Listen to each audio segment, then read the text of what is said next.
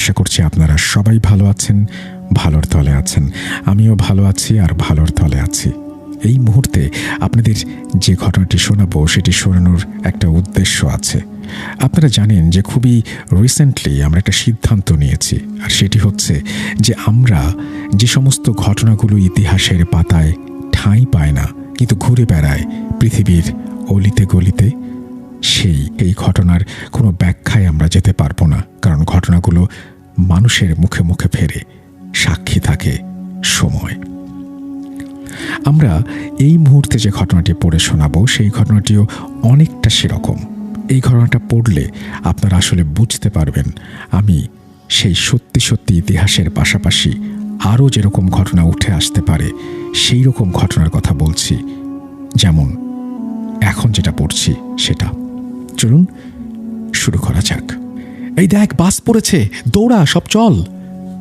এমন কথা শুনে আমরা সবাই দৌড়ে গেলাম বাসের কাছে। দেখি মর্মান্তিক অবস্থা, মানুষ মারা গেছে এবং জীবিত মানুষের বাঁচার কি আকুতি। সেই দৃশ্য সহ্য করার মতো না। আসসালামু আলাইকুম, কেমন আছেন সেটা বললাম না, কারণ আপনি সবসময় ভালোর তলেই থাকেন।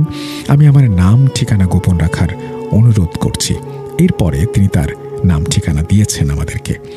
আমি আগেও 2টা ঘটনা পাঠিয়েছি, কিন্তু জানি না সেটা কি কারণে সিলেক্টেড হয়নি। অনেক খারাপ লাগা থাকলেও ভালোবাসার জায়গা থেকে অভিমান নিয়ে আবারও লিখছি। আপনি বেশ কয়েকটা এপিসোডে বলেছেন আপনার এলাকায় ঘটে যাওয়া ভয়ঙ্কর ঘটনা বা গ্রামের প্রচলিত ঘটনা শেয়ার করতে, তারই প্রেক্ষিতে এই ঘটনাটি শেয়ার করা। প্রথমে আমার গ্রামের ভয়ঙ্কর জায়গার বিবরণ দেয়া যাক। আমাদের গ্রামের নাম জোড়া বটতলা, আর এই বটগাছ দুটো নিয়েই গ্রামের প্রচলিত সব ঘটনা। আমাদের গ্রামের মেইন রাস্তা, প্রচার করবেন না সুতরাং আমি বলছি না, তার এক সাইডে বিল, ডাকাতিয়া বিল, আর এক সাইডে আমাদের গ্রাম। মেইন রাস্তা থেকে গ্রামে ঢোকার সময় বড় 2টা বটগাছ পড়ে, যেটা অনেক পুরাতন।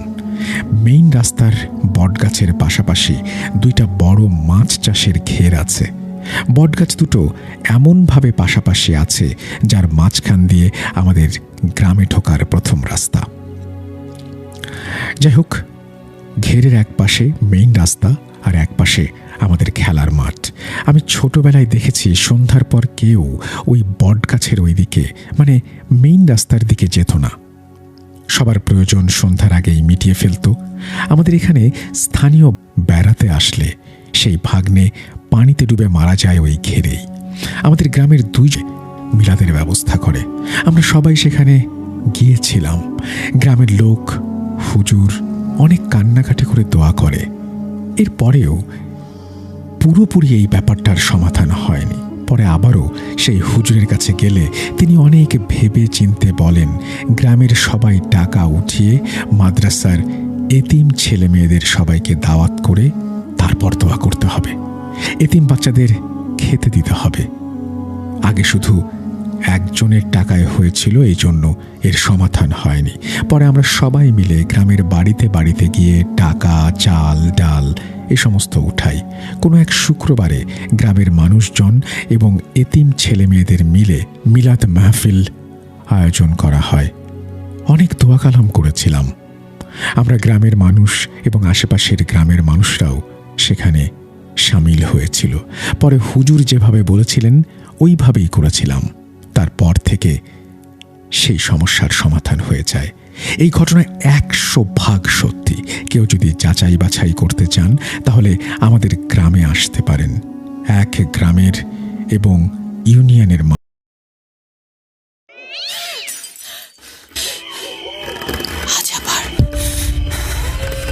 শুনতে পাচ্ছেন শব্দটা?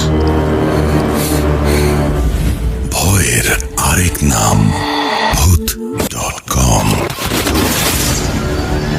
with Russell।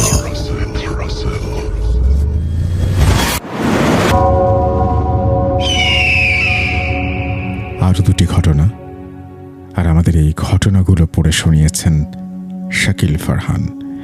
আমরা আপনাদের কাছ থেকেও এরকম ঘটনা চাই। আমরা চাচ্ছি যে আপনারাও ভূত.com পাঠানো ঘটনাগুলো পড়ে শোনান। আমরা খুঁজে বেড়াচ্ছি সেই সেরা কণ্ঠগুলোকে যারা আমার পাশাপাশি ভূত.com-এ ঘটনা শোনাতে পারবেন। চলুন শুরু করা যাক। আসসালামু আলাইকুম, আশা করি ভালো আছেন। আমি ভূত এফএমের সঙ্গে প্রায় 9 বছর ধরে রয়েছি। বর্তমানে ভূত.com শুনছি। আমি আপনার অনেক কাছের একজন মানুষ। আমার পরিচয়টি গোপন রাখার অনুরোধ রইল। আমি খুব ভালো করে গুছিয়ে লিখতে পারি না, তাই ঘটনার ভেতরের ভুল ত্রুটি ক্ষমা সুন্দর দৃষ্টিতে দেখবেন। আর বেশি কথা না বলে ঘটনা শুরু করছি। ঘটনাটি 2 ভাগে ভাগ করা রয়েছে। একটি যখন আমি ক্লাস 3-তে পড়ি, আর আরেকটি যখন আমি ক্লাস 5-এ পড়ি। প্রথমে শুরু করা যাক ক্লাস 3-র ঘটনাটা দিয়ে। আমরা একটা বাসায় ভাড়া থাকতাম। বাসাটি বেশ পুরনো। এই বাসায় আমার সাথে 2টি ঘটনা ঘটে। একদিন আম্মু আমাকে একা রেখে একটা কাজে বাইরে যায়। বাসায় বাবা না থাকায় আমি সম্পূর্ণ বাসায় একা ছিলাম। কিন্তু ভয়ের কোনো কারণ ছিল না, কারণ তখন দিন ছিল। আগেই বলে রাখি, এই বাসার বাড়িওয়ালা আর বাড়িওয়ালি মারা গিয়েছিলেন। বাসাটির ভাড়া তুলতেন বাড়িওয়ালার জামাই। বাড়িওয়ালারা থাকতেন 4 তলায়, আর আমাদের ফ্ল্যাটটি ছিল 3 তলায়। যাই হোক, ঘটনায় ফিরে যাই। যেদিন আম্মু আমাকে রেখে বাইরে চলে যায়, সেদিন আমি শুনতে পাই উপর থেকে কে জানি অনেক জোরে দৌড়াদৌড়ি করছে। আমি তো জানি 4 তলায় কেউ থাকে না। তখন আমার প্রচণ্ড ভয় হতে লাগলো। মনে হচ্ছিল এই বুঝি সামনে কাউকে দেখব। কিন্তু ওই দিনের মতন আম্মু বাসায় চলে আসে, আর আমি মনে করি সেটা বোধহয় মনের ভুল ছিল। তারপরে ঘটে আরও একটা ঘটনা। আমি আম্মুকে বলি, আম্মু আমার খিদা লেগেছে, আমি কিছু খাবো। এর আগে বলে রাখি, আমাকে আরবি পড়াতে একটা মহিলা আমাদের বাসায় আসতেন, এবং পড়াতে যখন উনি আসতেন ওনার ছোট মেয়েকে সাথে নিয়ে। যথারীতি আমার খেলনাগুলো দিয়ে ও খেলতো, কিন্তু খেলনাগুলো দিয়ে না খেলে ও মাঝে মাঝে আমার বারান্দা দিয়ে খেলনাগুলো ফেলেও দিত। তখন আমার খেলনার প্রতি অনেক আগ্রহ। আমাদের বাসার পিছনে একটা চিপা গলি রয়েছে, ঠিক আমাদের বারান্দার পেছনে। আমার মাথায় তখন ঘুরছিল যে আমি নিচে গেলে ওই চিপা দিয়ে উঠে আমি আমার খেলনাগুলোকে খুঁজব। যেই ভাবা সেই কাজ। আমি কিছু টাকা নিয়ে বের হয়ে যাই বাসা থেকে, এবং সেই চিপার ফাটাতে একটা দেয়াল ছিল, তাই আমি খুব সহজেই সেখানে ঢুকতে পারছিলাম না। বলে রাখা ভালো, আমার হাইট তখন ভালোই ছিল। খেলনা তুলছিলাম, আর তুলতে তুলতে কিছুটা সামনে যেতেই লক্ষ্য করি কেউ জানি একজন দাঁড়িয়ে রয়েছে। অদ্ভুত সেই বস্তুটির সারা শরীর গোলাপি রঙের। পরনে তার শুধুমাত্র গোলাপি রঙের একটা হাফ প্যান্ট, 3-4টি চুল মাথায়। সেটির অবস্থা দেখে আমার যেমন ভয় লাগছিল, তেমন হাসিও পাচ্ছিল। আমি একটু হাসতে হাসতে আর একটু ভয় করে তাকে জিজ্ঞেস করলাম, এই কে? চোখের পলকেই সে আমার দিকে এক বিভৎস দৃষ্টিতে তাকালো। তার অবস্থাটা ছিল একরকম ভাঙাচোরা, কিছু দাঁত, জিহ্বা প্রায় গলা পর্যন্ত ঝুলে রয়েছে। চোখ দুটি আগুনের মতন লাল আর হলুদের মিশ্রণ। কিন্তু সে হাত দুটি সামনে দিয়ে জিভটা ঝোলায় আমার দিকে দৌড়ে আসতে লাগলো। আমি দ্রুত সামনে দেয়াল টপকে উপরে চলে যাই, আর পিছিয়ে ঘুরে দেখি কিছুই নেই। তারপর আমি প্রচণ্ড ভয় পাই। এই ঘটনাটা আমি বাসার সবার সাথে শেয়ার করি, কিন্তু কেউ আমার কথা বিশ্বাস করছিল না। তারা ভাবছিল আমি ছোট মানুষ, তাই হয়তো কিছু বানিয়ে বলেছি। কিন্তু আমার চাচ্চু, যার সাথে আসলে এরকম আরেকটা ঘটনা হয়, সে ঠিক আমাকে বিশ্বাস করেছিল। এখন আসি ঘটনা নাম্বার 2-তে। এই ঘটনাটার একদম চাক্ষুষ প্রমাণ আমার দাদু। আমার দাদু 5 তলা একটা ছাদওয়ালা বাসায় থাকতো। তখন আমি ক্লাস 5-এ পড়ি। আমি একদিন দাদুর বাসায় বেড়াতে গিয়েছিলাম, প্রায় 3 থেকে 4 দিন থাকার জন্য। রুম থেকে বের হলেই ছাদ, তার পাশে রান্নাঘর আর বাথরুম। দাদুর বাসায় যাওয়ার 2য় দিন বাবাও ছিলেন সেখানে। দুপুরে বাবা গোসল করতে বাথরুমে যায়, আর তখনই নিচ থেকে কালো একটা ছেলে উঠে আসে। আমি তাকে বলি, কে তুমি? সে আমাকে উত্তর দেয় সে নাকি এই বাসার নিচে থাকে। সে আমার সাথে কথা বলে, আমাকে জানতে চায় আমি কে, কার বাসায় এসেছি। আমিও খুব সাধারণভাবেই প্রশ্নগুলো নিয়ে সব উত্তর তাকে দেই। পরে আমি তাকে বলি যে আমার বাবা যদি দেখে তোমাকে ছাদে, তাহলে সে হয়তো রাগ করতে পারে, কারণ ছাদওয়ালা বাসাতে যারা ভাড়া নেয় তারা শুধুই ছাদটা ব্যবহার করতে পারে। তো আমি তাকে বলি, তুমি দরজার পেছনে থাকো, আমার বাবা বাথরুম থেকে বের হয়ে গেলে তখন তুমি চলে যেও। আমি তাকে দরজার পেছনে দাঁড় করাই। বাবা বাথরুম থেকে চলে যায়, কিন্তু যখনই আমি দরজার পিছনে তাকাই তখন আর আমি তাকে দেখতে পাই না। তখন আমি দেখি সে আবার সিঁড়ি দিয়ে উঠে ছাদের দিকে আসছে।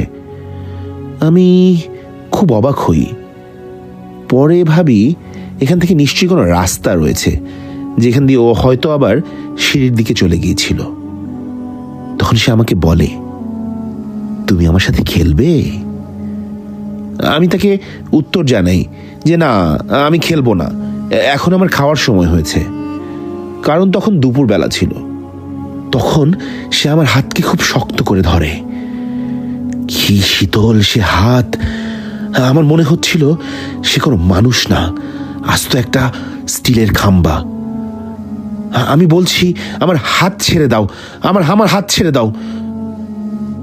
আমি চেষ্টা চালাই যাচ্ছি যেন ও আমার হাত ছেড়ে দেয়, কিন্তু সে একদম সোজাসুজি আমার চোখের দিকে তাকিয়ে দাঁড়িয়ে আছে। আমি খুব অবাক হলাম। তখন সে আমাকে বলে, তুই আমার আসল রূপ দেখবি। এই বলে সে তার অপর হাত দিয়ে তার মাথাটা পুরো 360 ঘুরিয়ে ফেলে। এটা দেখে আমি চিৎকার দিয়ে আল্লাহ বলে ডেকে উঠি। আল্লাহর রহমতে আমার হাতটা ছুটে যায়। তারপর আমি দৌড়িয়ে দরজার সামনে এসে পড়ি এবং দাদুকে সব ঘটনা খুলে বলি। আপনি প্রমাণস্বরূপ আমার দাদুর কাছে এই ঘটনাটা জিজ্ঞেস করতে পারেন। দাদু আমাকে দোয়া করে ফু দিয়ে দেন। তারপর দাদু সেই বাসাটি ছেড়ে দেয়। এই ছিল আমার ঘটনা। ঘটনাটি পড়ার জন্য অসংখ্য ধন্যবাদ। যদি সিলেক্টেড হয় তাহলে অবশ্যই পড়ে শোনাবেন আর আমাকে জানাবেন। এখন আমি আমার ঘুমানোর সময় কানে হেডফোন লাগিয়ে ভূত.com ইউটিউব চ্যানেলে আপনার প্রতিটা ঘটনা শুনি রাতে ঘুমানোর সময়। কি করব, অভ্যাস হয়ে গেছে। বাসার সবাই বকাবকি করে, রাত জেগে থাকার কারণে তবু আমি শুনি।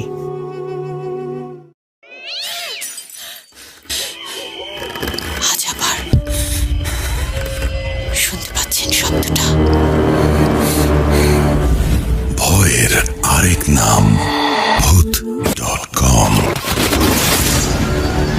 with Russell.